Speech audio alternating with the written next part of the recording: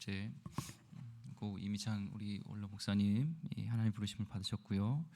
그래서 우리 교회에서 교회장으로 또 가장 예의를 갖춰서 잘 진행하려고 합니다. 위에 우리 또 당회원들 같이 모여서 무대에서 같이 진행하고, 지금 코로나 또 검사와 또 이제 병원이 아니라 이제 자택에서 부르심을 받으셨기 때문에 경찰에 또 그런저런 사인에 대한 정확한 것이 이제 허락이 있어야지 시신을 옮길 수 있는 그런 상황입니다. 그래서 진행이 되면은 오늘 그 아드님하고 통화를 했는데, 저도 우리 또 황남사님도 이렇게 통화하셨고, 오늘은 좀 움직이기 어렵지 않을까 이렇게 얘기하시더라고요. 그래서 내일부터 될 가능성이 높다 이렇게 하시고 기도해 주시면서 같이 위로해 주시면 감사하겠습니다. 오늘은 누가 그 복된 가문에 참여하는가라는 제목으로 하나님 말씀 같이 나누도록 하겠습니다. 처음에 우리 인류가 이 아담과 이 하와가 이제 하나님이 왕 대신 표시였던 유일하게 금하신 이 동생 중앙의 이 선악과를 따먹게 됩니다. 그렇죠? 그래서 계속적으로 그의 인류의 역사는 죄로 물든 역사, 하나님을 주인으로 왕으로 인정하지는 않는 그런 폭력의 역사, 내가 왕이 되려고 하는, 내 이름이 높아지려고 하는 바벨 탑을 쌓고 이런 역사 등으로 계속 이어집니다. 타락한 인간의 역사는요, 이 11장까지 1장부터 쭉 이제 그 아담과 하와 이후에 11장까지 보면은 계속 자기 스스로 하나님이 왕이 아닌 내가 왕이 되려는 그런 역사 속입니다. 소망이 없는 그런 역사의 연속입니다. 하나님이 창조주시고 진정한 왕이신데 이 아담과 하와로 이어지는 이 메소포타미아 지역의 문명들은요, 결국 하나님을 거부하고 이렇게 살아가는 모습이 계속 나옵니다. 이 가인과 아벨도 마찬가지고요. 내 힘으로 아벨을 죽이고 폭력의 그런 역사 속에서 내가 왕 노릇되고 내가 주인 되려는 역사가 계속 이어집니다. 창조주 하나님은 그의 안중에는 없는 역사가 인류의 역사로 이어지게 되겠죠. 근데 하나님은 안 되겠다, 나도 내 나라를 세워야지. 그래서 내가 창조주요, 내가 역사를 주관하는 진짜 왕이라는 그 사실을 열방에 알려야겠다. 내 나라를 잘 키워서 그 나라가 그 일을 하라고 해야지. 그러면서 모든 민족을 복받게 하시기 위해서 이 목적을 가지고 이 하나님 나라를 세우시기로 결정합니다. 그게 하나님의 속마음이었습니다. 하나님이 통치하시는 하나님을 주인으로 인정하는 이 새로운 나라를 이루기 위해서 한 사람을 선택합니다. 바로 이 아브라함을 선택하죠. 그래서 아브라함을 부르시고 약속을 주시고 언약을 맺으시고 그를 하나님의 나라의 일꾼으로 세워가십니다. 그래서 창세기 우리가 살펴봤던 12장 1절부터 3절까지의 하나님이 아브라함을 통한 약속이었습니다. 여호와께서 아브라함에게 이르실 때 너는 너희 고향과 친척과 아버지의 집을 떠나 내가 내게 보여줄 땅으로 가라. 내가 너로 큰 민족을 이루고 내게 복을 주고 내 이름을 창대하게 하리니 너는 복이 될지라. 너를 축복하는 자에게는 내가 복을 내리고 너를 저주하는 자에게는 내가 저주하리니 땅의 모든 족속이 너로 말미암아 복을 얻을 것이라 하신지라. 이 언약, 이 축복의 목적은요, 열방에 대한 축복이 있습니다. 모든 민족이 복받게 하려, 만민을 구원하시고 세상을 회복하시고자 하는 하나님의 그런 뜻이 있었습니다. 그래서 인간 스스로 주인됨으로 인한 그런 불순종의 역사를 되돌려야 하셨고요, 하나님을 왕으로, 그리고 하나님에 대한 절대 신뢰와 순종으로 이루어가는 하나님의 나라 스토리를 써가기로 결정하신 것입니다. 지난주까지 우리가 살펴봤던 이 아브라함을 믿음의 조상으로 하나님을 왕으로 모시는 그 삶으로, 그런 모습으로 변화시켜 가셨던 것을 보게 됐죠. 그래서 마지막 시험이었던 나에게 가장 소중한 것들, 이삭을 내려놓고 하나님을 사랑합니다, 하나님의 왕이십니다, 하나님의 최고입니다 라는 고백하게 하셨습니다. 결국 그 믿음으로 이 아브라함을 의롭다 하시고 이제 아브라함과 그 직계 자손을 통하여서 하나님 나라를 세워가는 일들을 계획하십니다. 오늘 본문은요, 이 모리아산에서 이삭을 제물로 바치려 했던 그때로 한 약 20년이 지난 이제 그 언약의 아들 이삭이 약 한 40세가 되었을 때 이 말씀의 배경이 그렇습니다. 이 언약의 아들과 함께 이제 하나님 나라 스토리를 써갈 이제 여인이 과연 누구일까? 이것이 중요했어요. 같이 짝에 대해서 같이 갈 이 여인이 중요했습니다. 이삭의 여인이요. 아브라함은 그의 마지막 이제 임무는요, 하나님께 주신 이 약속의 자식인 이삭의 짝짓기, 그것이 그의 이제 마지막 임무였죠. 그래서 아브라함이 가장 아끼던 종 누구였죠? 이 다메섹 사람 엘리에섹을 이제 부릅니다. 근데 그의 어떤 뭐랄까요? 축복의 가문에는요, 다메섹 사람이었던 엘리에셀도 아니었고 하갈의 자녀였던 이스마엘도 아니었습니다. 그렇다면 누가 이 축복의 가문에 합류할 수가 있을까요? 그것은 우리에게 모두에게 해당하는 질문이에요. 어떻게 누가 이 축복의 가문에 우리는 합류할 수 있을까? 원래 우리는 아브라함의 직계 가족일까요? 아닐까요? 아버님이 혹시 아십니까? 아니시죠? 혈통적으로는요, 이 엘리에셀처럼 우리도요, 이 축복의 가문에 들어갈 수 없는 이방인입니다. 그럼에도 불구하고 어떻게 우리가 예수 그리스도의 영광스러운 믿음의 가문에 합류할 수 있을까? 아브라함의 자손이 될 수 있을까? 바로 연합입니다. 예수 그리스도와 연합입니다. 예수 그리스도의 연합은요, 어떻게 이루어져요? 믿음을 통해서 이루어진 겁니다.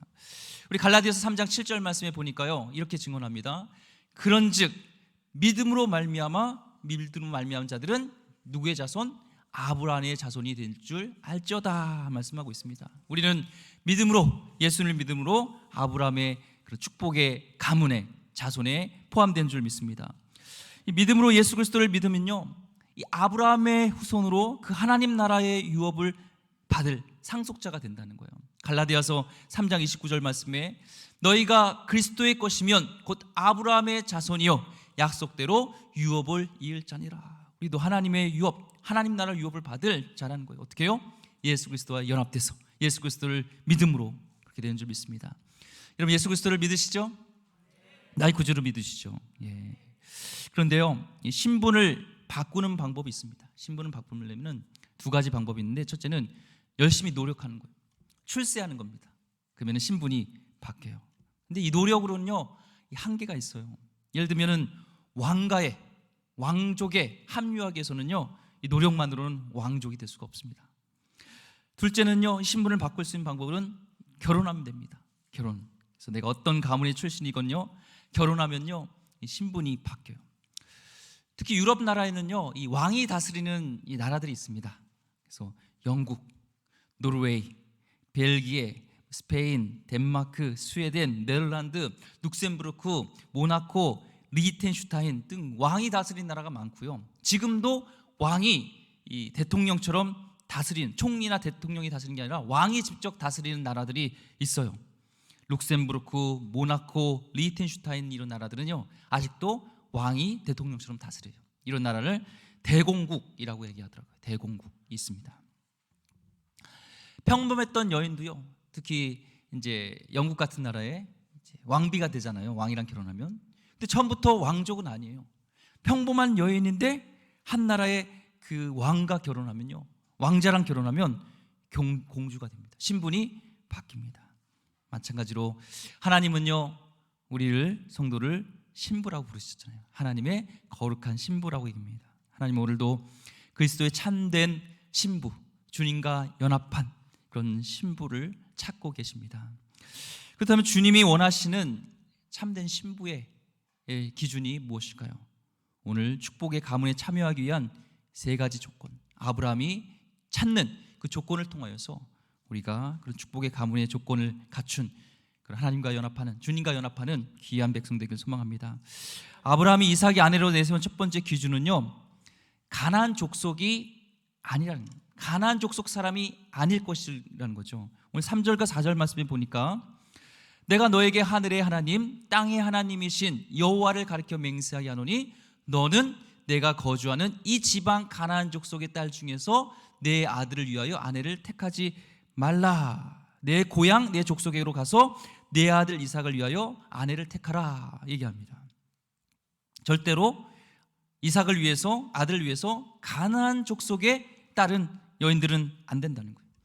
이거는 해도 되고 안 해도 되고 타협할 수 있는 옵션이 아니라 이거는 절대 조항입니다. 절대 타협 불가 조항이었습니다.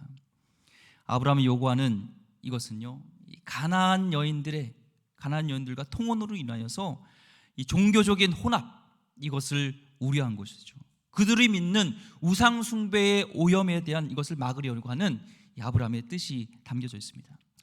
하나님은요, 이스라엘 백성을 구원하시고 그들에게 언약을 약속을 주셨어요.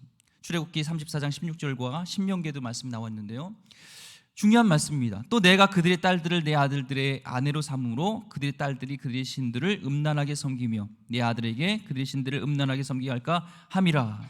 이스라엘 백성에게 구원하시고, 먼저 율법을 주고 구원한 게 아니라 구원하시고 이제 하나님께서는 율법을 주시고 명령을 주셨는데, 그 가나안 땅, 하나님께서 약속하신 땅에 갔을 때 그 여인들과 같이 섞이면 안 된다는 거예요.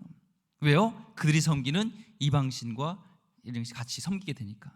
신명기 7장 3절과 4절 말씀에도 또 요단 동편에서, 이제 모압 동편에서 이제 가나안 땅에 들어가기 전에 이 새로운 말씀, 율법을 주셨는데, 다시 한번 설교를 모세를 통해서 하게 하셨는데, 그것이 신명기 말씀이잖아요. 또 그들과 혼인하지도 말지니 내 딸을 그들의 아들에게 주지 말 것이요 그들의 딸도 내 며느리로 삼지 말 것은 그가 내 아들을 유혹하여 그가 여호와를 떠나고 다른 신들을 섬기게 하므로 여호와께서 너에게 진노하사 갑자기 너희를 멸하실 것임이라. 이 율법은 모세를 통해서 하나님께서 공식화하셨습니다. 하지만 이 이방인들과 섞이면 하나님만을 섬기는 이 신앙의 근간이 흔들린다는 그 원리를요, 이 아브라함도 알고 있었어요. 이게 중요하다는 것을 알고 있었습니다. 당시에요, 이 아브라함 시대에도 이 가나안족 속에는 우상 숭배가 가득했습니다. 동시에 이 우상 숭배를 이 동반하는 음란 행위가 번성했습니다. 대표적으로 화면을 한번 보여주시면요, 다곤신, 그모스신, 몰록신, 바알신, 아세라, 아스타롯. 이 바알은 남신, 아세라는 여신. 그래서 이 바알과 아세라가 성적인 교합을 통해서 하나님이 축복을 내려서, 그 바알과 아세라가 이렇게 교합을 통하여서 비가 내리고 땅에 축복을 주고 이렇게 믿었고, 그 바알과 아세라를 자극시키기 위해서 어떻게 해요? 이 신전에서 이 공식적인 창녀와 또 사람과 이렇게 막 교합을 위해서 성적인 음란을 통해서 자극을 준다는 거예요. 그래서 비를 내리게 하고 축복을 준다는 이런 풍요와 다산과 음란한 신들이 가득했다는 거예요. 이 말 그대로 하나님 나라를 이어받을 믿음의 가문은 이 섞이면 안 된다는 거예요. 세상 나라와 섞이면 안 된다. 열방을 복받게 하는 통로가 되어야 되는데, 그것은 믿음만 가지고 하나님만 섬기는 그런 가문이 되어야지 섞이고 흔들리면 안 된다는 거예요. 즉 이삭의 아내는요, 반드시 영적인 뿌리가 같아야 된다는 거예요. 하나님이 주인 되시는 하나님 나라를 소망하는, 하나님 나라를 유업으로 받을 여인이어야 된다는 것을 뜻하고 있다는 것입니다. 여러분, 하나님만을 주인으로 모시고 살아가길 소망합니다. 이게요, 세상에 당시에 왜 이 가나안에 이런 이방신들이 가득했냐면요, 이게 매혹적인 거예요. 왜요? 뭔가 하라는 것은 거의 없어요. 날 규제하는 것은 없어요. 그런데 원하는 쾌락적인 것들, 자기가 누리고 싶은 그런 쾌락들은요 다 할 수가 있어요. 그런데도 그렇게 쾌락을 누리면서도 축복을 준다는 거예요. 그러니까 얼마나 이게 달콤합니까? 근데 하나님은 어때요? 하지 마라, 이거 하지 마라, 얼마나 많아요. 그것을 섞이면 안 된다는 것을 말씀하고 있습니다. 오늘도 우리가 하나님의 말씀을 우리가 받고 살아가는데, 이 신앙의 유산을 갖고 살아가는데 어렵죠. 세상의 가치관과 반대되는 것들이 많습니다. 하지만 그럼에도 불구하고 우리는 하나님 나라의 유업을 받을 자로서 우리 하나님 말씀을 순종하며 나가기를 소망합니다. 이 믿지 않는 자와 이 교제하는 것들도 있어요. 우리 청년들도, 우리 자녀들도요, 나중에 이제 교제를 하게 될 때 믿지 않는 자들과 이게 교제할 때요, 하나님 믿지 않는데요, 어떻게든 이 해결되겠다라는 생각은요 아닙니다.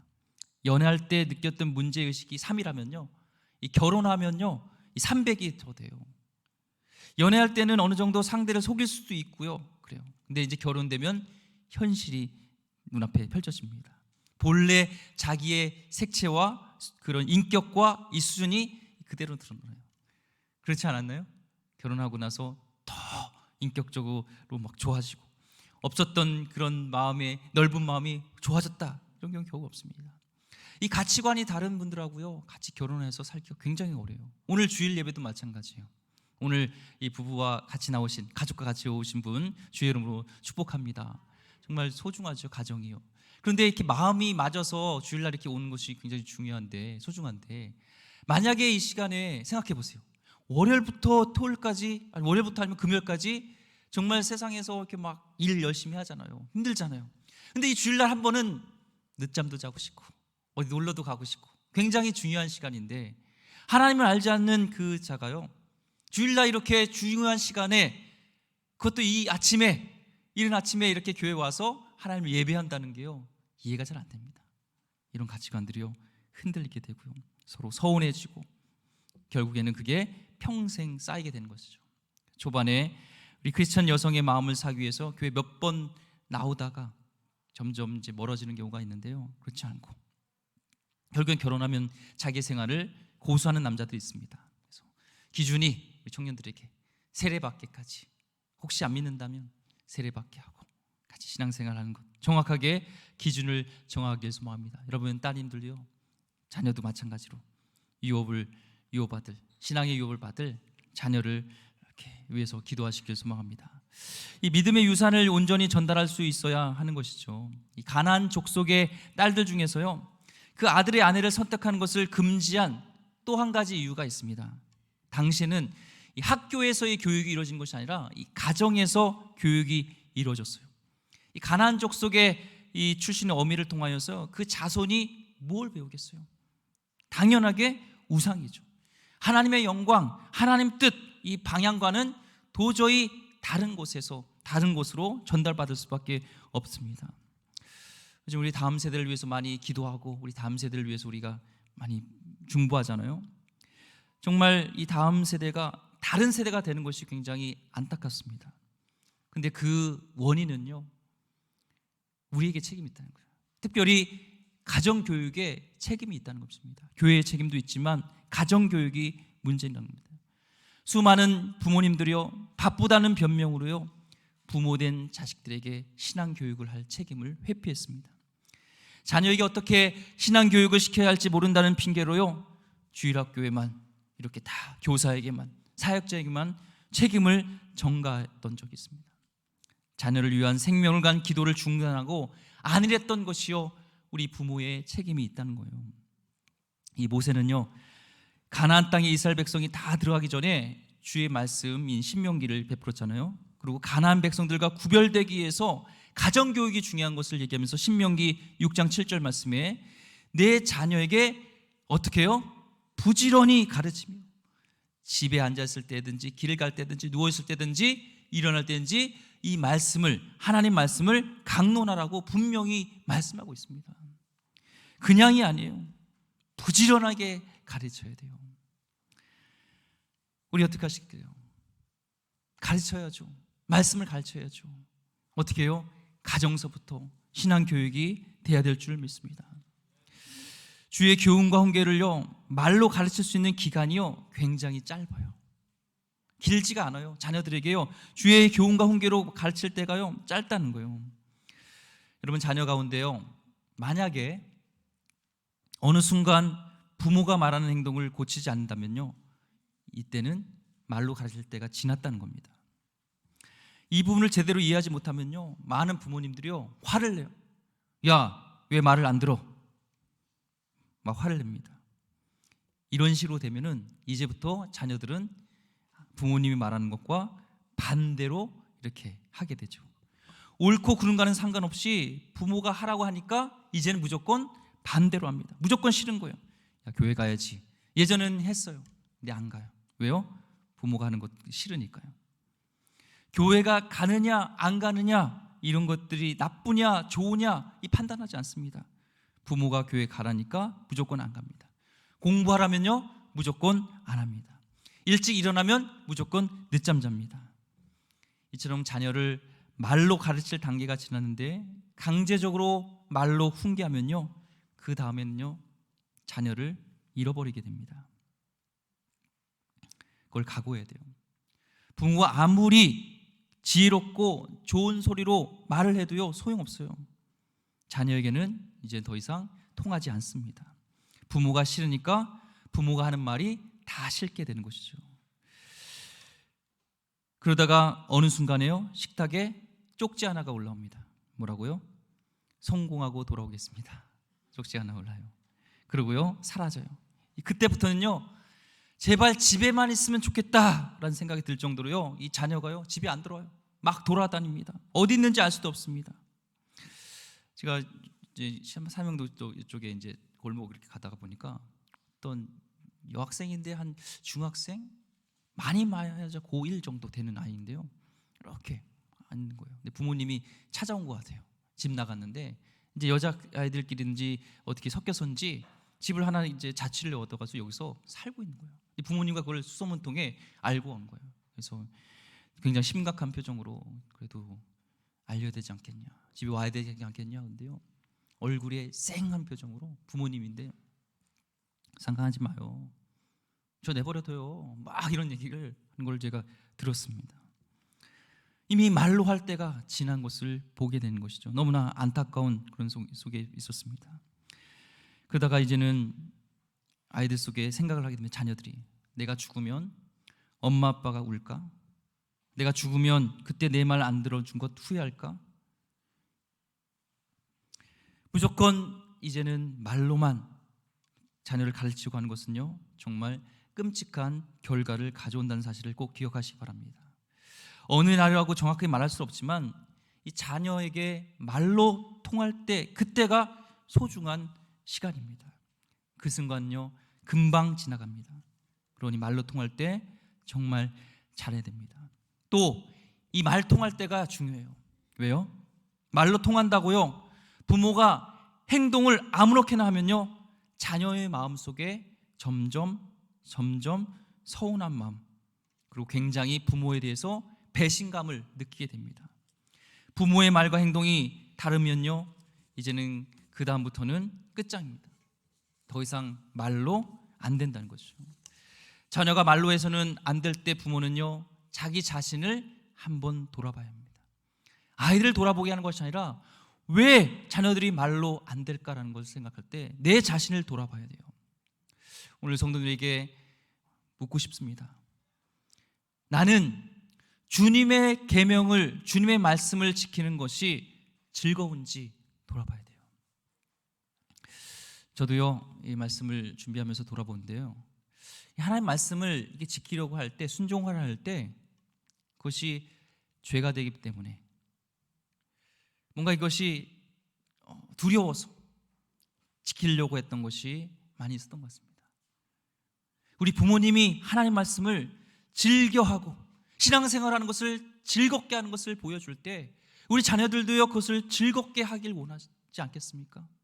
한번 돌아보면서 자녀들이 왜 신앙생활에 대해서 어렵게 갔는가? 나의 행동이 혹시 하나님을 믿으면서 즐겁지 않았고 그것이 어떤 율법적으로 강제적으로 였다면 돌아보면서 주님을 믿고 신앙생활하는 것을 좀 기뻐하는, 주님 안에서 기뻐하는 우리 성도 되기를 소망합니다. 가정교육이 우선입니다. 신앙교육은요 교회교육도 학교교육도 다 중요한데요 가정교육이 중요해요. 제가 필리핀에 있을 때 국제학교에 관련된 일들을 이렇게 인몰됐습니다. 그런데 많은 포부와 많은 비전과 많은 커리큘럼과 와서 아이들이 왔는데 그들이 변화되기 참 어렵더라고요.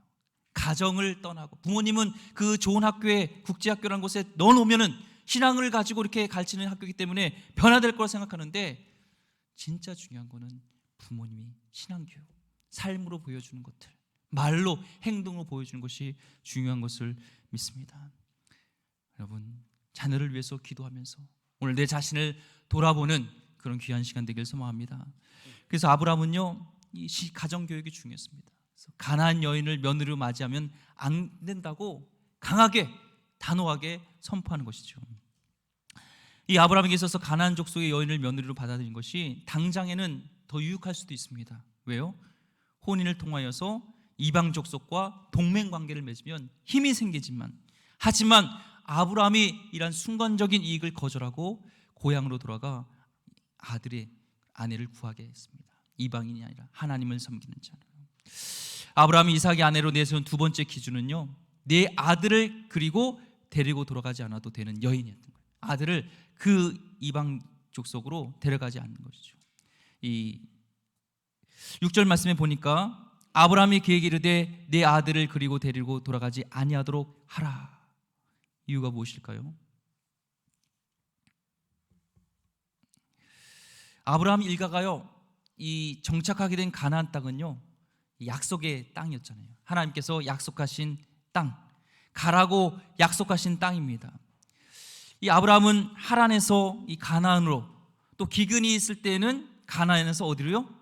이집트로, 애굽으로도 갔었습니다. 그러나 하나님의 약속을 벗어나는 일은 이 불순종임을 알게 되었고요, 오히려 더 나쁘게 된다는 것을 깨달았습니다. 그래서 약속의 아들인 이삭은 하나님의 약속을 떠나면 안 되는구나, 약속의 땅을 떠나서는 안 된다는 그 기준을 명확하게 한 것이죠. 하나님의 말씀에 순종할 수 있는 여인, 그 여인을 지금 찾고 있는 겁니다. 또 이삭을 하나님 말씀에 순종하도록 할 수 있는 그 여인이어야 된다는 것이죠. 아브라함 믿음도 우리는 보게 됩니다. 하나님이 약속하셔서 이 가나안 땅에 정착하셨다면 하나님이 이 신부감도, 우리 이삭의 아들 신부감도 줄 것이라는 것은 확신이 있었어요. 7절 말씀 보니까요, 이 아브라함이 하나님에 대한 믿음이 확신을 볼 수 있습니다. 7절 말씀 보니까 하늘의 하나님 여호와께서 나를 내 아버지의 집과 내 고향 땅에서 떠나게 하시고 내게 말씀하시며 내게 맹세하여 이르시기를 이 땅을 내 씨에게 주리라 하셨으니 그가 그 사자를 너보다 앞서 보내실지라 내가 거기서 내 아들을 위하여 아내를 택할지니라. 여기서 사자는요, 영어 NIV 버전 보니까 엔젤이에요. 하나님께서 천사를 보내서 이미 그 여인을 이렇게 선택하게 된다는 겁니다. 한 번도 가보지 않은 곳, 한 번도 만나본 적 없는 남자와 결혼하기 위해서요, 자신의 모든 것을 버리고 떠나는 것은 쉬운 게 아니죠. 근데 아브라함은요, 하나님께서 손수 선택하셔서 보내줘 줄 것이라는 그런 믿음을, 다시 한번 믿음의 조상으로서의 모습을 보여주고 있습니다. 마지막 이 아브라함이 이삭의 아내로 내세운 세 번째 기준은요, 이리로 따라오려고자 하는 여자를 선택하라는 거예요. 8절 말씀에 만일 여자가 너를 따라오려고 하지 아니하면 나의 이 맹세가 너와 상관이 없나니 오직 네 아들을 데리고 그리로 가지 말지니라. 이 아브라함의 고향에서 이 색시를 고르되 그곳을 떠나서 가나안 땅까지 오겠다고 하는 그 사람을 고르라는 거예요. 이 아브라함이 내세운 조건은요, 자신이 오래전에 걸었던 그 길 있잖아요. 고향을 떠나서 가나안 땅까지 여행길을 똑같이 걸어올 수 있는 그 여인이라는 것을 알 수가 있습니다. 이 아브라함과 사라의 뒤를 계승한 인물로 이 고향 땅을 떠날 수 있는, 엑소더스 할 수 있는, 탈출할 수 있는 이 신앙인을 찾고 있었던 것이죠. 초대 여족장이었던 이 사라를 계승하게 될 새로운 여족장은 이 선배와 같이 지금까지 자기를 포기하고 하나님 앞에 자기를 내어 맡기겠다는 결단을 해야 된다는 것을 말씀하고 있습니다. 이 아브라함과 사라가 고향을 떠나라는 하나님의 명령에 순종하였듯이 이 아브라함은 여기에서도 고향을 떠나라는 명령에 순종할 수 있는 그 신앙의 여인을 찾고 있는 것이죠. 결국 이 엘리에셀은요, 창세기 24장 34절 39절에 보면은 이제 자기를 보내주신 주인이 어떤 분인지, 또 그 아들을 어떻게 태어나게 하셨는지, 자신은 어떻게 특명을 갖고 여기까지 오게 되었는지, 이런 것들을 얘기합니다. 하나님에 대해서 얘기를 합니다. 리브가가요, 이제 이삭의 아내가 될 리브가가 이 말을 듣습니다. 그리고 위대한 결단을 하게 돼요. 이 전에 들은 내용을 생각해 보니까 이 리브가는 그랬을 거예요. 왠지 신뢰가 막 샘솟게 되어지고, 왠지 그 남자를 사랑할 수 있을 것 같기도 하고, 그리고 그와 함께라면 하나님을 섬길 수 있을 것 같다는 위대한 결단을 하게 됩니다. 우리도요, 우리 신랑 되신 예수 그리스도와 연합하기 위해서요, 이와 같은 결단이 필요합니다. 신뢰가 요구된다는 겁니다. 창세기 24장 58절 말씀에 리브가를 불러 그에게 이르되 내가 이 사람과 함께 가려느냐? 그러니까 리브가가 대답합니다. 그가 대답하되 가겠나이다. I will go, she said. 단호한 확신에 찬 결단을 하게 된다는 거예요. 지난 1999년입니다. 미국 이 컬럼바인 고등학교에서 한 정신병자가요, 총기를 갖고 난입했습니다. 아무런 이유도 없이요, 그는 학내 아이들을 인질로 삼고 살인을 저질렀습니다. 뚜렷한 이유가 없었습니다. 그저 막 총을 발사했고 많은 아이들이 쓰러졌습니다. 삶과 죽음의 기로에서 섰을 때 이 한 학생이었던 이 여인이요, 캐시 버넬이라는 그 학생이요, 이 여인에게도 위험의 순간이 다가왔을 때 이 범인은 그녀 앞에 총구를 내세우고 얘기를 했습니다. 하나님을 믿느냐라고 했습니다. 근데 그녀는요, 단호하게 Yes라고 됐습니다. She said yes. 이 책으로도 나왔습니다. She said yes요. 오늘 리브가 얘기했던 것처럼 She said I will go 한 것처럼 나는 하나님을 믿습니다 라는 결단과 함께요, 총성이 울렸고 이 캐시 버넬은 숨을 거두게 됩니다. 살기 위해서 하나님을 부인해야 하는 그 순간에 그녀는 단 하나의 선택을 하게 됩니다. 단호하게 하나님을 부인하지 않게 되었고, 그로 인해서 이 학교와 또 인근의 청소년들에게 그런 많은 신앙의 도전을 주고 하나님을 믿겠다는 아이들이 많이 일어났던 그런 일들이 이 1990년도에 있었습니다. 요즘을 우리 시대를 돌아보면서요, 우리 신앙을 돌아보면서 우리는 지나치게 계산하는 시대가 아닌가라는 생각을 하게 됩니다. 물론 심사숙고하고 따져보고 살펴보는 태도가 필요하고 중요한 부분입니다. 하지만 혹시 너무 신중하게 따져보다가 진정 그리스도인이라면 없어서는 안 될 신앙의 우리의 야성과 확신을 잃어버린 것은 아는지 오늘 이 스스로의 진단이 필요하다고 생각합니다. 요한계시록에요, 믿는 자들을 신부로 비유하면서, 우리를 신부로 비유하면서요, 신자의 모습이 어떠해야 하는지 말씀하고 있습니다. 요한계시록 14장 4절 말씀이요, 이 사람들은 여자와 더불어 더럽히지 아니하고 순결한 자라, 어린 양이 어디로 인도하든지 따라가는 자며 사람 가운데서도 속량함을 받아 처음 익은 열매로 하나님과 어린 양에게 속한 자들이라. 그래서 하나님의 신부, 하나님의 백성, 하나님의 성도의 특징이 나옵니다. 어린 양, 우리 예수님이 어디로 가든지 따라가는 자라고 얘기합니다. 오늘 이브와처럼 자기가 따라가서 손해일지 아닐지 이걸 보게 합니다. 예수님을 따라가는 겁니다. 하나님을, 신앙을 따라갑니다. 그리고 하나님과 어린 양에게 속한 자라는 거예요. 하나님과 동행하는 자는 거죠. 언약의 아들에 대한 소식만 듣고도 이 거룩한 모험에 나선 리브와 같이 우리에게도 이런 결단을 오늘 우리에게 말씀하고 있습니다. 요구하고 있습니다. 우리는 예수님을 리브가처럼 이삭을 보지 않았던 것처럼 직접 보지 못했습니다. 말씀을 통해서만 우리 예수님을 들었습니다. 그리고 성령께서 예수 그리스도에 대해서 가장 정확하게 증거해 주셨습니다. 그래서 우리는 그분을 아직은 보지는 못했지만 우리는 이미 사랑하게 되었던 그런 자입니다. 베드로전서 1장 8절 말씀에 예수를 너희가 보지 못하였으나 사랑하는도다. 이제도 보지 못하나 믿고 말할 수 없는 영광스러운 즐거움으로 기뻐하니. 비록 지금은요, 우리가 예수님을 얼굴로 맞대고 보지는 못하지만 한 가지는 분명한 확신이 있습니다. 본향으로 가는 이 거룩한 여정을 선택한다면 우리는 언젠가 예수님을 보게 될 것을 좀 믿습니다. 그분의 품에 우리는 안길 것이면서, 그리고 그분과 함께 영원토록 우리 신랑 되신 우리 주님과 함께 하실 것이라는 사실입니다. 여러분, 예수님과 교제하는 것, 함께하는 것이 무엇입니까? 그분과 연합하는 것이 무엇입니까? 예수님이요, 세상을 떠나시기 전에 제자들에게 주신 마지막 고별 설교가 요한복음 15장에 나옵니다.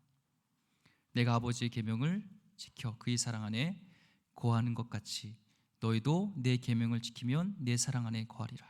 내가 이것을 너에게 이름은 내 기쁨이 너희 안에 있어 너의 기쁨을 충만하게 하려 함이라. 내 계명은 곧 내가 너희를 사랑한 것 같이 너희도 서로 사랑하라 하는 이것이니라. 여러분, 예수님과 동행하며 살기를 원합니다. 예수님 안에 거하길 원합니다. 그럼 어떻게 해요? 사랑하는 것이죠.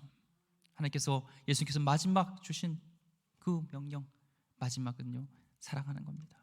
보이지 않지만 사랑하는 겁니다. 2006년에요. 이 말씀만 하고 오늘 말씀 마치도록 합니다. 유기성 목사님이 미국에서 이제 부흥회를 마치고 이제 한국으로 오는 이제 비행기를 탑승하게 됐습니다. 이제 한국에 가게 되는 그런 상황인데 갑자기 가슴이 막 오그라드는 고통이 있었던 거예요. 숨쉬기가 어려울 정도로 답답함이 막 있었다는 거예요.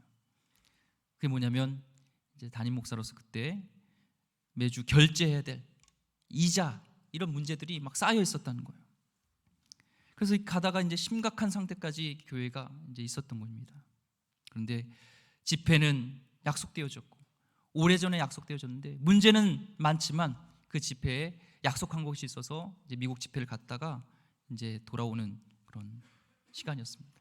근데 다시 이제 한국에 와서 담임 목사의 자리로 돌아가려고 하니까 그 중압감이 그 짐이 잠깐 내려놓았던 것이 막 쌓이는 거예요.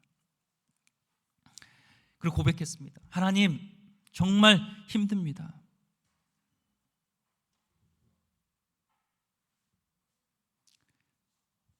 그리고 예수님, 저는 예수님과 함께 죽었습니다.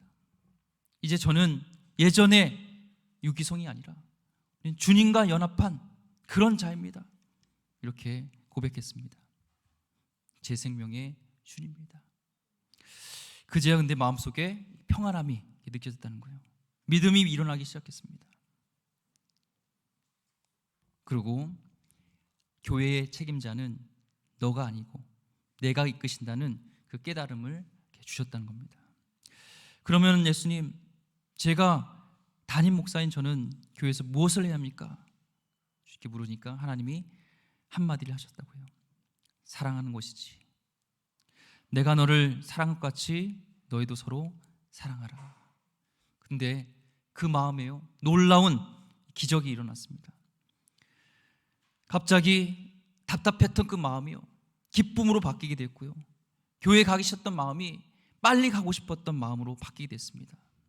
이분은 사랑에 대한 오해가 있었다는 거예요. 사랑하고 용서하는 것이 어렵다, 불가능하다라는 생각이었는데 사랑은 어려운 것이 아니라 내 힘으로 하려고 하니까 어려운 것이라는 것을 알게 됐습니다.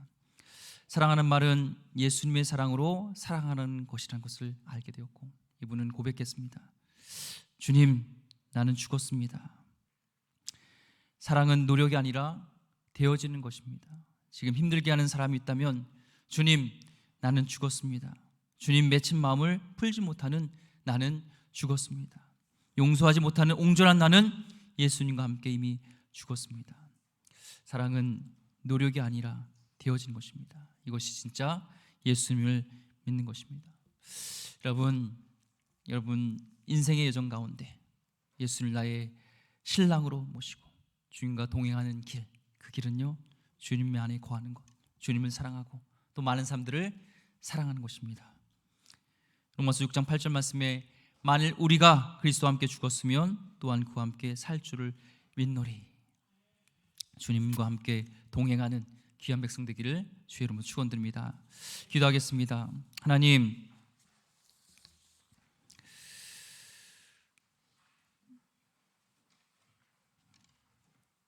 우리가 하나님의 복된 그런 가문, 예수님과 연합하는 삶을 살길 원합니다. 하나님, 나에게서 가장 중요한 것이 하나님이 되기를 소망합니다. 하나님과 연합하길 소망합니다. 우리 가정도 하나님 예수님과 연합하는 귀한 가정 되게 하여 주시옵소서.